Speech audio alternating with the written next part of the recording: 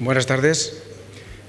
Si me permitís, vamos a enfocar, para concluir el Congreso, una mesa que, como decía Miguel antes, no habíamos tratado en ediciones anteriores con los representantes políticos de los partidos mayoritarios en estos momentos en el espectro político español. Y si bien vamos a hablar de la transformación en términos generales de la Administración, ellos desde sus distintas perspectivas políticas nos harán unas aportaciones de cómo ven este proceso y bueno, en fin, enriquecer todo lo que hemos estado viendo durante el Congreso y los distintos enfoques, pues con esta dimensión política, como se está diciendo. Aquí os hemos planteado un escenario de visión de la transformación y a propósito de ello es de lo que vamos a reflexionar. Este es un tema eterno y enorme, no lo acabaríamos por muchos días que estuviéramos debatiendo, y para evitar que se disperse el discurso hemos enunciado 10 líneas de reflexión. Ahora que nos gusta tuitear los conceptos y leemos poco, pues bueno, nos hemos permitido el lujo de enunciarlas ya y ellos las utilizarán en su presentación o no en función de lo que consideren, y luego yo, si acaso, si tenemos tiempo, pues haremos hincapié en ello. Como ya están presentados de izquierda a derecha, si os parece, Antonio, comenzamos con tu aportación como alcalde y diputado, representante del partido político PSOE.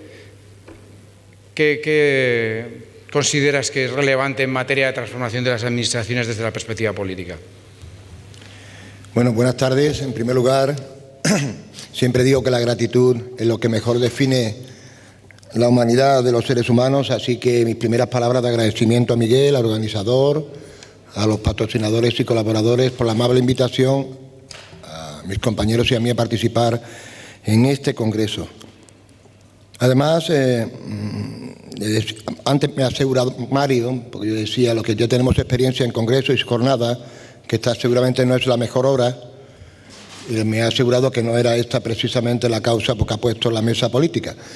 Pero sí es verdad que para nosotros, para los políticos, una oportunidad de interactuar con vosotros, con empresas, con técnicos, con directivos, y ser capaz de hacer unas reflexiones en voz alta.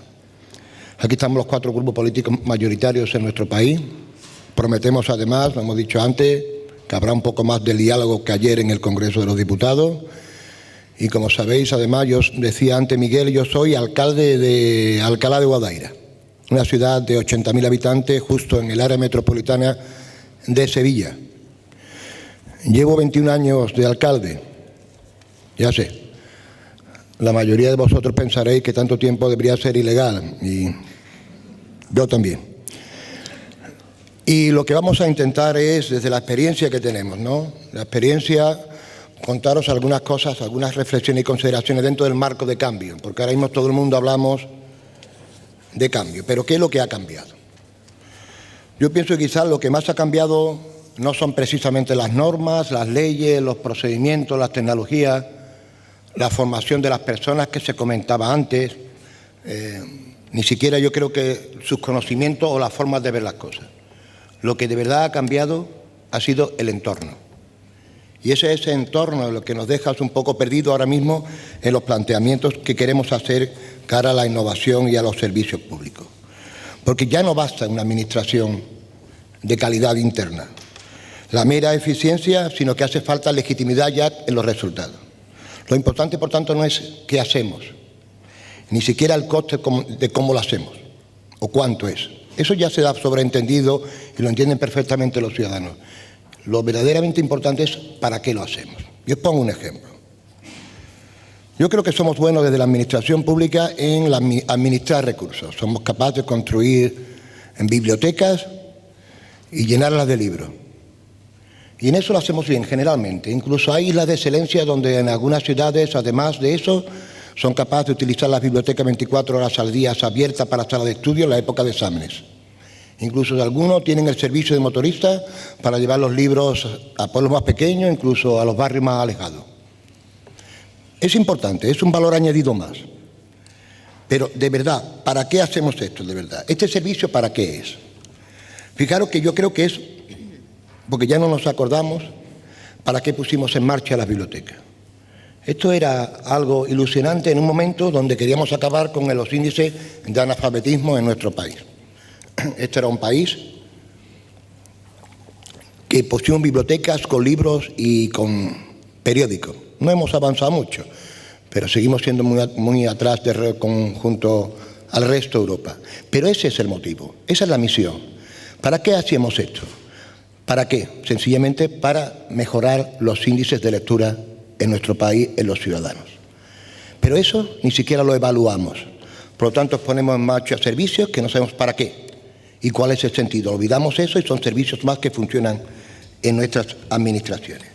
Por lo tanto, permitidme que en este contexto cuente algunas cosas de las que yo entiendo que son los elementos ahora mismo del nuevo marco donde nos movemos. En primer lugar, cada vez hay una mayor conciencia que el bien común es corresponsabilidad de todos. No hay intérpretes ya únicos y además el Estado no llega a resolver todas las necesidades porque no tiene ya ni todos los conocimientos, ni tiene todos los medios, ni tiene además todo el poder. Ya por tanto, tomar iniciativas por sí solo ya no nos vale. Sencillamente la crisis de los 90 planteó que la crisis de la administración pública del Estado era un problema de eficacia y de eficiencia. Hoy el problema que tenemos es sencillamente cómo no podemos resolver los problemas individualmente. Estamos hablando, por tanto, de la búsqueda ya de la cooperación pública-privada. Esto es. Nosotros en nuestra ciudad pusimos en marcha y el éxito de nuestro plan estratégico precisamente era la búsqueda, alinear los esfuerzos públicos y privados en una misma dirección, que nos permitiera tener resultados y esos resultados ser capaz de medirlos para saber de verdad dónde estamos y hacia dónde queríamos ir. Innovación. También hablamos mucho de innovación. Innovación es organizar las cosas de otra manera. Por lo tanto, no basta con hacer bien las cosas, que eso está muy bien, pero se puede ser eficiente en el desastre. Nosotros no estamos diciendo muchas veces lo que hemos hecho, las revoluciones tecnológicas, la verdad es que no están en poner ordenadores en todas las mesas y además utilizar estos ordenadores como máquinas de escribir. Yo creo que lo principal, en la incorporación de la tecnología tiene que estar especialmente en lo que son los criterios de compra, en las necesidades, que no pueden estar definidas por el Departamento de Informática, sino por un diagnóstico claro. Y después ver cómo eso nos ayuda a cambiar los trámites y los procedimientos. Y además saber ya de antemano que esos departamentos donde vamos a incorporar tecnología van a reformularse. Y eso significará que habrá que redefinir esos puestos y que muchas personas tendrán que reubicarse y tendrán que redefinir también lo que es su papel dentro de esa organización. Después, yo creo que hay que distinguir claramente entre lo que yo tengo que hacer dentro para prestar el servicio y los servicios que presto fuera. Muy importante. Mira, yo puedo tener una oficina de turismo excelente, certificada por la mejor excelencia. Pero si no somos capaces de ver que el mundo, el turismo está fuera, que hasta hace pocos años, en el año 2000, el 50% de los turistas lo hacía en paquetes en agencias de viaje. En el 2012 ya eran el 20%, ahora se dice que el 10%. Si no somos conscientes que las necesidades, los servicios que demanda este turista va mucho más allá de lo que nosotros pensamos. Tenemos que darle un servicio cuando está en su casa, cuando está haciendo la estancia y cuando vuelve. ¿O acaso pensáis que ese turista más informado, ese turista verdadero, de verdad va a la oficina de turismo a preguntar o a pedir información? Por tanto, prestamos servicios que deben de cambiar. Ya sé que Mario se levanta, se va, me pone un papelito. Mario, si estoy empezando, Mario. Lo siento, pero es que si no... Tres cosas más. Tomar decisiones informadas. Uno de los grandes problemas que tenemos. Liderar en un mundo en cambio, donde las cosas son mucho más complejas, necesitamos diagnósticos acertados. Eso es una clave. Si no tenemos diagnósticos acertados, no podemos tomar decisiones acertadas. Uno de los grandes problemas que tenemos es territorializar los datos. ¿Qué desempleo tenemos en la ciudad? Por edad, por profesión, por circunstancias. ¿Qué enfermos? ¿Y por qué en un barrio hay tantos enfermos? A lo mejor lo que tenemos es un problema ambiental. Por lo tanto, esa necesidad de tener diagnósticos y medios adecuados para tener diagnósticos que nos permitan hacer cosas, eso es básico y fundamental. Os pongo también un pequeño ejemplo. Servicios como el transporte, la iluminación, la seguridad, la recogida de residuos sólidos. Lo hacemos siempre igual. En mi ciudad, que es una ciudad de 80.000 habitantes y una ciudad más industrial con grandes parques empresariales, ¿de verdad esos servicios tenemos que prestarlo igual en los parques empresariales que en la ciudad? ¿La necesidad de transporte por la noche son las mismas en los parques empresariales que en la ciudad? ¿O la recogida de residuos? ¿O somos capaces de cambiar esto y ponerle foco fuera o estaremos sencillamente equivocándonos? No voy a hablar de directivos, el alineamiento, voy terminando, Mario, ya concluyendo, pero sí es verdad que tenemos que hacer, los directivos cada vez más tienen que estar alineados con los resultados, Y por último, os pongo un ejemplo también de esto. No puede ser que en un municipio turístico que dobla en julio y agosto su población 3 o 4 veces, precisamente los funcionarios y los directivos cojan las vacaciones en julio y en agosto. Quiero decir que es un poco incongruente. Y de verdad, Mario, que ya sí termino. Antonio, si no Por lo tanto, para mucha gente todos los problemas son de gestión o de organización. Y esto no es siempre útil porque sencillamente las instituciones, para ser instituciones necesitamos algo más, sólidas, perdurables, coherentes, que aporten seguridad institucional, necesitamos mucho más. Nosotros no somos portadores de servicios, los ayuntamientos no son cosas que se dedican a prestar servicios, no es así. Esto es una de más. Nosotros somos un foco de identidad, un ámbito de desarrollo personal, de seguridad. Por eso la visión solamente del management no nos da soluciones, pero es una visión interna. Tenemos que tener la visión institucional hacia afuera. Las instituciones funcionan con ciudadanos que son mucho más que clientes. El cliente es el que va al supermercado, coge una cosa, y si la elige y si la puede pagar. Y lleva siempre la razón. Los ciudadanos son mucho más que todo eso. No deben llevar a cabo, por tanto, por último, no debemos dejarnos llevar por los cantos de sirena. No podemos. La gestión pública es distinta a la gestión privada. Muy, muy distinta. No tiene nada que ver. Nadie hoy sólido es capaz de afirmar que ambas cosas son iguales, aunque esté en crisis académica y científicamente. Lo que pasa es que muchas veces estamos en manos sencillamente de intuiciones. Por eso, lo importante muchas veces en el sector privado, aquí hay proveedores de mi propio ayuntamiento, el sector privado muchas veces nos ha traído a la administración pública lo que son sencillamente a veces historias de éxitos o principios normativos como la excelencia, ilustrada a veces con anécdotas que han llegado a la categoría. Y muchas veces, sencillamente, a los 10 años, fijaros en esos ejemplos 10 años después. 5 han desaparecido, 3 están languideciendo, uno ha cambiado y otro está subsistiendo. Por tanto, sencillamente termino. Nosotros, la administración pública, tenemos algo que perduramos en el tiempo. Y permitidme el ejemplo.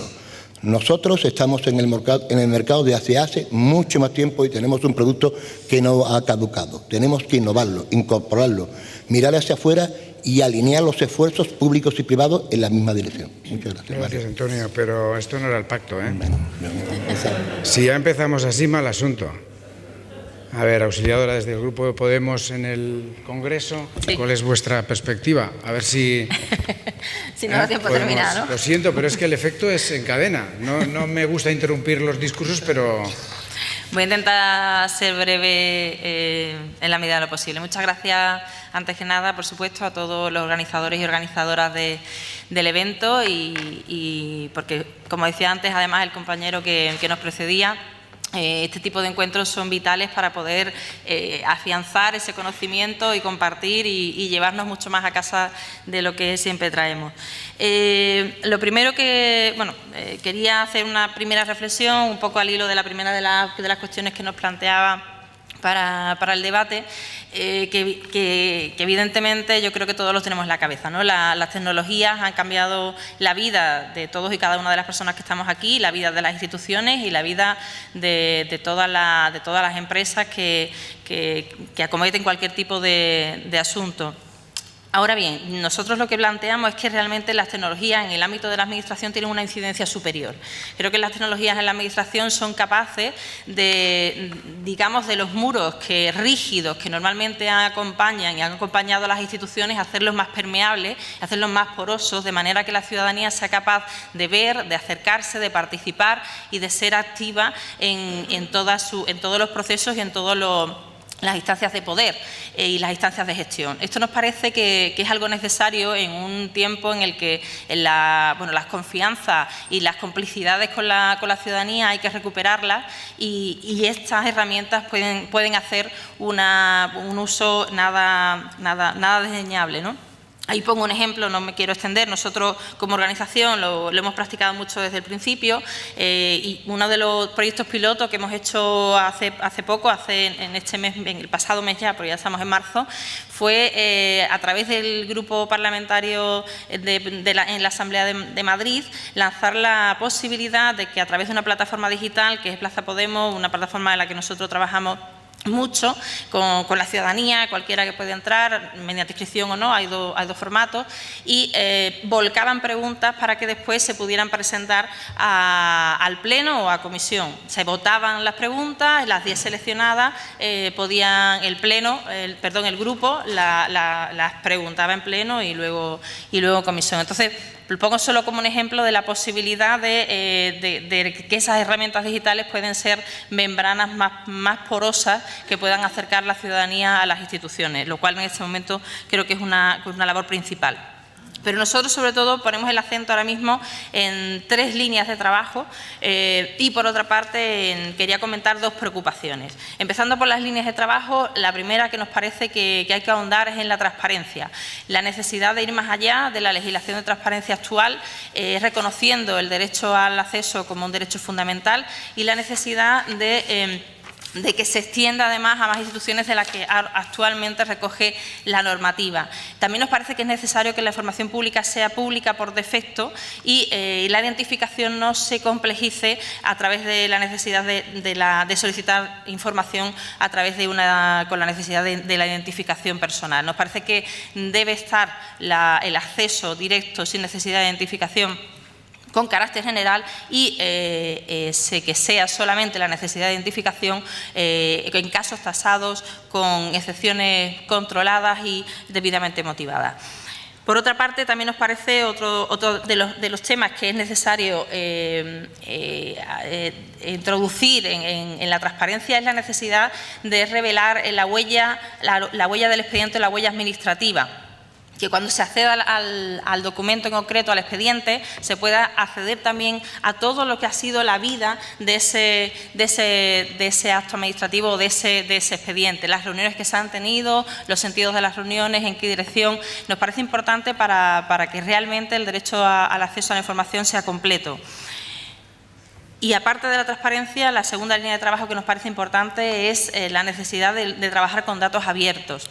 No sé si sabéis, pero bueno, el 55% de los datos de las administraciones públicas son datos que se trabajan en formatos abiertos y deberíamos de ahondar y ir más allá. Yo, aparte de ahora mismo el momento en el que me encuentro como diputada, soy funcionaria de la Administración de la Junta de Andalucía, he trabajado durante más de 15 años allá en la Administración y nos encontrábamos con supuestos en los que había mucha información que era clave para que se vuelque en las empresas que actúan en pequeñas empresas, la mayoría, en determinados sectores, y que por la dificultad de acceso y por la dificultad también de trabajar con determinados datos que no son accesibles, bueno, se pierde una riqueza que puede repercutir de forma muy positiva en la actuación concreta de cada uno de los actores, ¿no? Concretamente, por ejemplo, pasaba mucho en la Consejería de Turismo, donde la empresa pública trabajaba con muchísima información. Perdón, ya tengo que ir terminando, ¿no? Ya termino. Y lo último, el software libre. Nosotros creemos que hay que apostar por el software libre por una cuestión, por terminar el tema de las 3 líneas de trabajo: transparencia, datos abiertos y software libre. ¿Por qué? Porque creemos que es necesario la mayor soberanía tecnológica dentro de las administraciones. No solo es una cuestión de costes, sino es también una cuestión de control. Es una cuestión de que si con dinero público se compra determinadas aplicaciones, esas aplicaciones deberíamos saber cuáles son los códigos fuentes para poder compartirlos y generar más riqueza ante la ciudadanía. Acabando con 2 preocupaciones: no olvidar la brecha digital.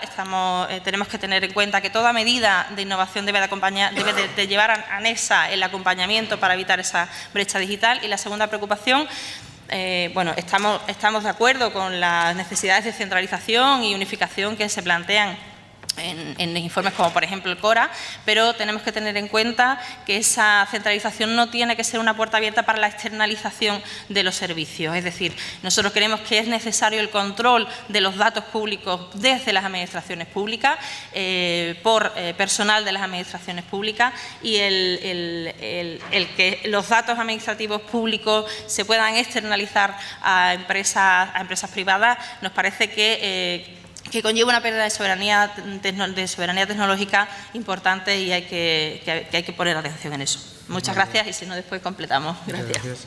Fernando, desde las Cortes Valencianas, danos tu perspectiva como representante del Grupo Popular. Vamos mejorando, a ver si conseguimos los objetivos. Mario, y vamos a intentar demostrar, buenas tardes a todos, y vamos a intentar demostrar que los políticos también encontramos soluciones a los problemas, y por lo tanto voy a someterme a un riguroso y marcado tiempo para demostrar que también aportamos soluciones y no solo el origen de algunos de los problemas que estamos viviendo. Bien, yo creo que no se puede iniciar esta intervención sin felicitar a la organización de este 6º Congreso por varios motivos, ¿no? Por el programa, por los ponentes, no precisamente los que estamos aquí, sino por el número importante de ponentes que han venido durante el día de ayer, el día de hoy y lo que queda, a ofrecer sus ponencias a los más de 1000 asistentes registrados, por todo, incluso por el propio lema del Congreso, que dice transformación digital al servicio de las personas. Muy importante este lema. Es importante la tecnología, es importante la técnica, es importante la innovación, pero el lema le da todavía más importancia a las personas, a quienes hacen posible que esa técnica, que esa tecnología, que esa innovación llegue, y a los usuarios o receptores de la misma. Por lo tanto, el lema, para mí, al que lo ha diseñado, al que lo ha pensado, que me imagino que no es fruto de una sola persona, sino de varias, enhorabuena de verdad. Y, cómo no, agradecimiento a la organización por permitirme formar parte activa de este 6º Congreso, ¿no? Conformamos una mesa, entrando de lleno en el tema, conformada por distintos puntos de vista, desde el punto de vista, valga la redundancia, político, Partido Socialista, Podemos, Ciudadanos y Partido Popular. Pero yo creo que en el fondo, después de ustedes escucharnos a todos y cada uno de nosotros, van a tener la conclusión o la sensación de que todos los partidos, en lo esencial que nos ocupa hoy aquí esta tarde, están prácticamente de acuerdo. Con los matices, con las comas, con el tono que cada uno le quiera poner, que libremente y legítimamente le podemos poner como opción política que representamos hoy aquí en esta mesa, pero en lo esencial, en lo importante y en lo trascendente, estamos de acuerdo, que no es otra cosa que apostar desde las distintas instituciones y responsabilidades públicas que nos toque en cada momento a cada uno de nosotros compartir o gestionar, pues apostar, como digo, por el beneficio de esa transformación de las administraciones públicas, ¿no? Yo creo que esto es importante, es muy importante, porque no va a depender, y esto es bueno, no va a depender de ningún matiz ideológico, ni tampoco de ningún ideario político, el avance de la transformación de las administraciones públicas. Esto es fundamental.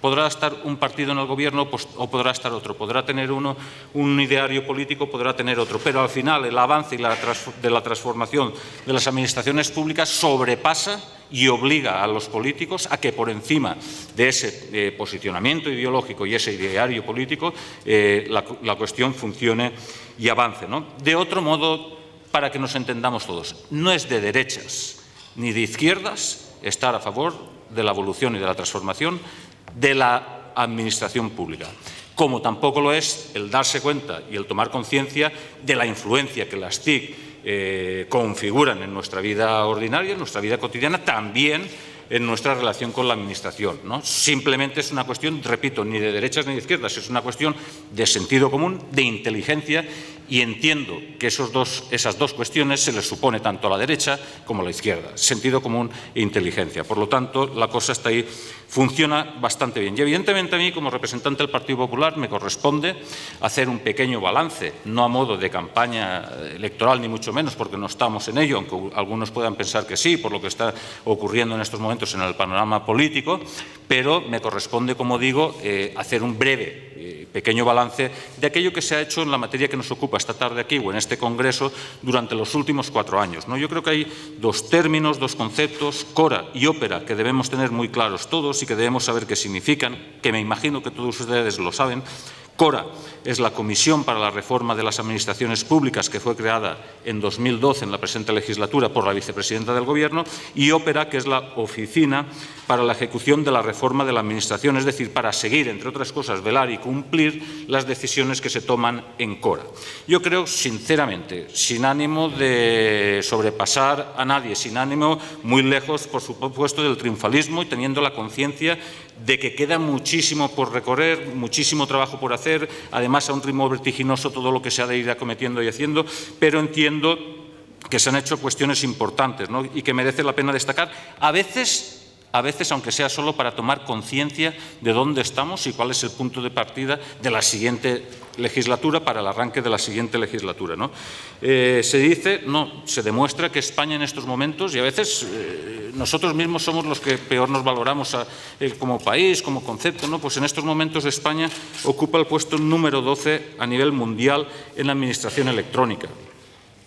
Se han escalado 11 puestos durante la última legislatura en este sentido, y no lo dice Fernando Pastor del Partido Popular de la Comunidad Valenciana, lo dice el informe ANPAN de la ONU. Yo creo que eso es importante y ese dato hay que tenerlo en la cabeza para saber que todos, no los políticos ni mucho menos, que al final es un actor residual, sino aquellas personas que están detrás de la puesta en marcha de la reforma de la Administración, todos ustedes, la mayoría de ustedes, y aquellos usuarios que reciben con buen uso y buen agrado esa reforma de la Administración, hacen posible que España haya alcanzado, como digo, haya escalado 11 puestos ahí, ¿no? Se ha creado un nuevo sistema de gobernanza TIC, hay avances en materia de infraestructuras de comunicaciones y hay cuestiones que todos ustedes saben. A mí me gusta resaltar algunas de ellas porque a mí, por lo menos, me gustan o me impactan, ¿no? Me hacen reflexionar, ¿no?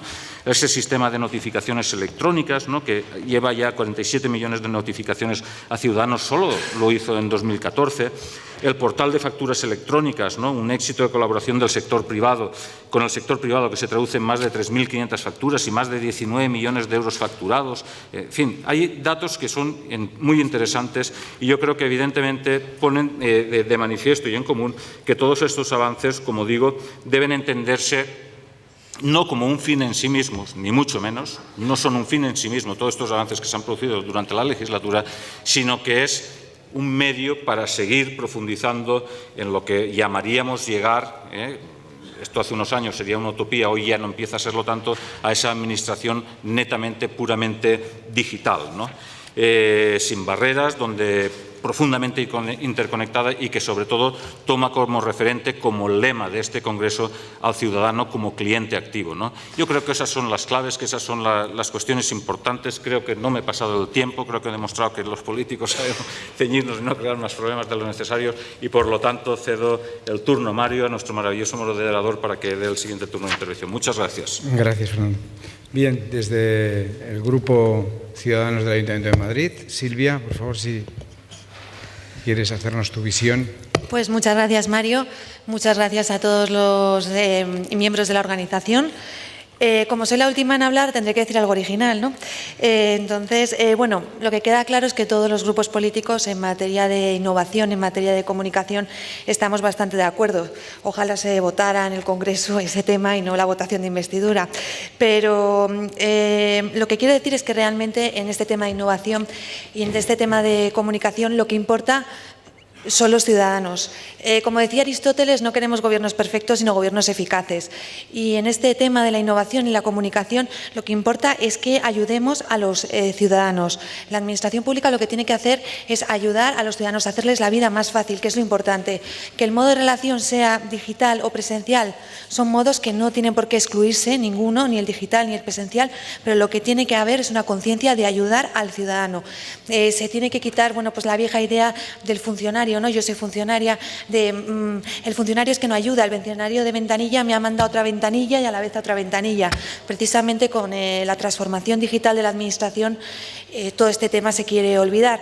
Entonces, ya entrando sobre la materia, queremos decir que bueno, se ha hecho bastante, se ha avanzado en Administración digital desde el año 2007, pero bueno, pues todavía queda más por avanzar. Y queda más por avanzar porque hay dos tipos de solicitud de información, activa y pasiva. La pasiva, bueno, pues es que se coloca toda la información en el portal y todo el mundo la puede ver, ¿no? Los famosos portales de transparencia.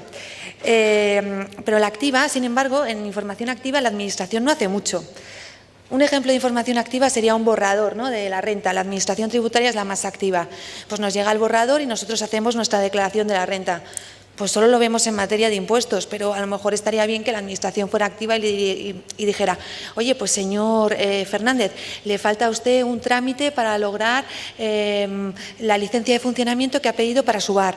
Un poco una mayor actividad, una mayor interconexión entre la Administración y el ciudadano, ¿no?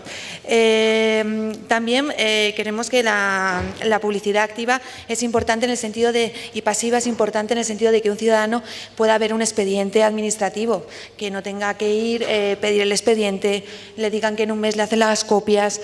Pues eso, la verdad es que molesta al ciudadano, entorpece la labor del ciudadano, y los expedientes digitalizados tienen que ser una realidad hoy en día, y que un señor desde casa pueda ver el expediente administrativo, bien sea su licencia, bien sea una solicitud de ruina, o sea, expedientes de lo más variopinto, pero es muy necesario, y eso en otros países sí que existe, pero sin embargo en España pues falta mucho, hay mucho que hacer en ese sentido. Nosotros en el Ayuntamiento de Madrid estamos en la oposición, ¿no? Se está tramitando una ordenanza de transparencia, y una de las cosas que propuso Ciudadanos es, vamos a ver, cuando se refleje todo el expediente y las personas puedan ver todo el expediente, que se vean todos los informes, ¿no? Porque hay informes que no son obligatorios, pero que son muy importantes en la decisión y que a lo mejor condicionan una decisión. Y es una cosa, bueno, que está estudiando el Gobierno de ahora Madrid, no sabían bien cómo hacerlo, pero a nosotros nos parece que es muy importante que el ciudadano tenga toda la información y que sepa si hay un informe jurídico que, aunque no sea preceptivo, pues por ese informe jurídico le deniegan una licencia o una autorización, que sepa por qué es, que sepa defenderse, ¿no? También en materia de transformación digital, lo más importante quizás es que haya una interconexión entre las administraciones, que no tengas que presentar no sé cuántos papeles en una administración y luego vayas a otra administración y tengas que presentar los mismos papeles. Es un tema que pretende resolver la Ley 39/2015, que va a entrar en vigor en octubre del 2016, pero que requiere mucha constancia, y a ver cómo se resuelve y a ver cómo se lleva a cabo. Lo ideal sería que una persona con el DNI pudiera hacer todos los trámites, y si hay determinados documentos que obran en poder de la Administración. Lo ideal, por ejemplo, es que una persona, por ejemplo, pueda crear su propia empresa en horas, ¿no?, como ocurre en Londres, y lo pueda crear en los domingos. Y eso es un problema, ¿no?, a día de hoy en la Administración, y tiene que adaptarse la Administración al ritmo de trabajo y a las nuevas tecnologías. Es verdad que las leyes muchas veces nacen por sí obsoletas, pero bueno, esperemos y deseamos que esta ley pues tenga trascendencia y sea susceptible de aplicación y no se quede obsoleta muy rápido, ¿no? También otra de las cosas que se ha mencionado es el tema de la brecha digital. Como he señalado al principio, no es solo que haya transformación digital de la Administración, también tiene que haber una atención presencial, porque hay personas mayores de 60 años, 65, que a lo mejor en la vida han visto un ordenador. Yo tenía un compañero, ¿no?, que no le tenían que pasar los escritos a ordenador porque no le había tocado en la vida. Y bueno, pues eso es un problema, hay que ayudar, hay que intentar superar la brecha digital y hay que prestar una atención presencial. También la atención presencial a veces es necesaria cuando los expedientes son muy difíciles. A veces hay que atender a la persona y decirle, oye, que lo has hecho mal, hazlo por esta vía, o bien de forma digital, pero bueno, no quitar una alternativa, que una alternativa no quite a la otra, ¿no? Respecto a, voy a ver el tiempo, respecto a también la Administración digital, vemos que es muy importante en el tema de la participación ciudadana, en el tema de la transparencia. En el tema de la participación ciudadana es muy importante porque los ciudadanos, para que puedan participar, tienen que saber bueno, pues que se vota. Ahora, hoy en día en Madrid hay un proceso de participación ciudadana de Plaza de España, que nosotros hemos criticado como oposición, porque los informes pues en ocasiones están un poco teledirigidos, ¿no? Hablan de un gran coste de las obras, y entendemos que la participación ciudadana y la transformación digital de la Administración debe suponer que los informes sean objetivos, que una persona pueda leer informes a favor, informes en contra, informes neutrales, y que pueda formarse un criterio y votar de forma telemática, ¿no? También en participación ciudadana, Ciudadanos ha criticado mucho que hay escasa participación. ¿Por qué? Porque se han creado unos mecanismos muy complicados de participación. Nosotros, por ejemplo, proponemos como modelo el modelo de la Casa Blanca, que se hacen unas peticiones y se reúnen determinados porcentajes, pues los funcionarios la tienen en cuenta y la elevan. Es un modelo fácil, ¿no? Hacer 5 votaciones, decidirlo en una asamblea con un grupo de técnicos y cosas complicadísimas, ¿no? También queremos hacer referencia, y esto ya por cuestiones de tiempo, pues voy un poco rápido, a la presencia de la Administración en las redes sociales. Es importante que la Administración se coloque al mismo nivel que los particulares y que además tengan un lenguaje pues, más informal.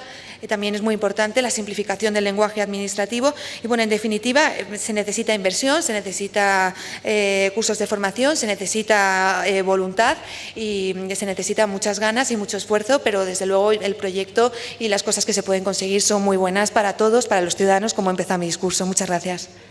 Muchas gracias.